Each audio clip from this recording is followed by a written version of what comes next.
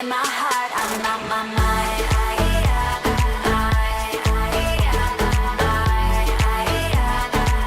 When you're in my heart, I'm not my mind.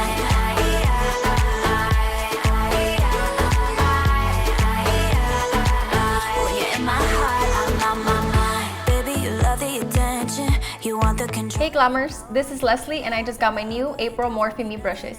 These 4 brushes are perfect for the festival season and will have you looking fierce all summer long.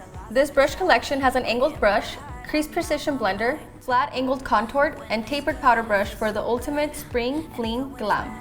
So don't forget to pack your glitter, bling, and Morphe Me brushes to stand out in the huge crowds. You might even get called up on stage. Let's get ready. First, I'm taking my E47 small flat angled contour brush and snatching that nose.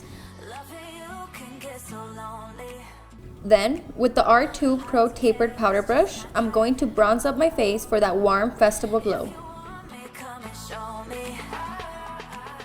To blend out those harsh eyeshadow lines and add some depth to my crease, I'm using my E17 Crease Precision Blender. Then using the E11 Angled Brow Brush, I'm finishing up my eye look with a black smoked out eyeliner.